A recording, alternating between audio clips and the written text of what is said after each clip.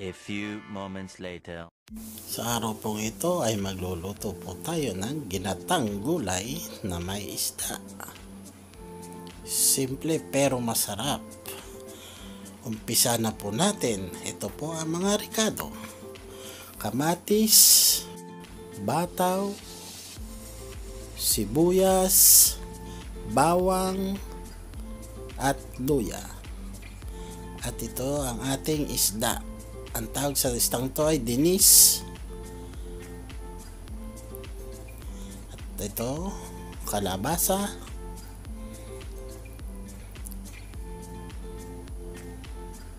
talong, isang pirasong talong,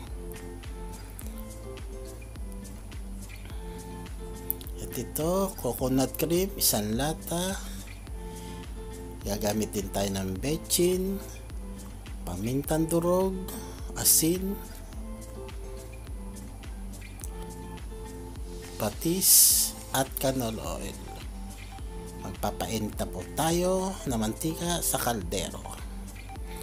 Antayin lang po natin uminit na mantika. Ihulog natin ang sibuyas. Haluin lang natin ang mga 3 minuto. At isunod na natin ang sibuyas, bawang, luya. Halo-haluin lang po natin. At ilagay na natin ang kamatis. Saute lang po natin ng ayos. Tapos na mga 5 minuto, ilagay na natin ang kalabasa.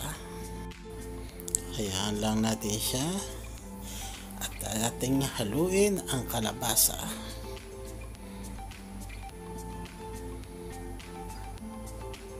Pagkatapos ng 5 minuto, lagay po tayo ng paminta.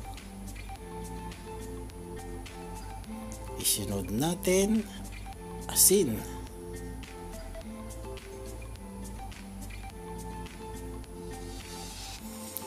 Patis. Tatayaan lang natin siyang gisahin ng mga 5 minuto. Pagtapos ng 5 minuto, naglagay rin pala ako dyan ng konting pusit. At inilagay ko na rin ang bataw.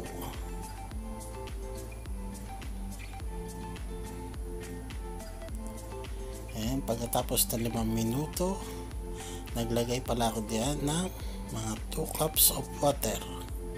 Ayan lang natin kumulo. At ito, kumulo na. Pagkalipas ng 5 minuto, nilagay ko na ang talong.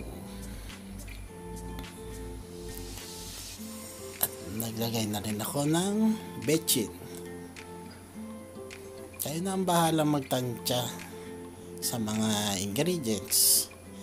At ito na, pagkatapos ng mga 3 minuto, inilagay ko na ang isda para lumasa na ang isda sa ating mga gulay.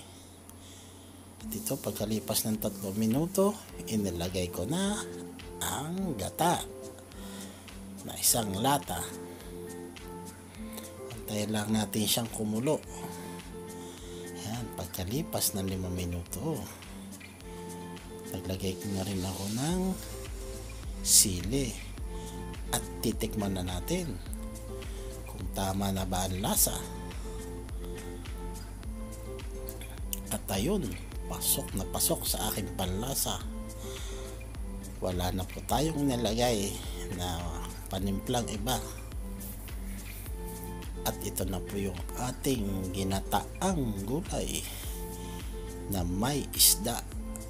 At huwag po ninyong kalimutan na mag-like, share, subscribe sa aking YouTube channel, Tolage Page Vlog.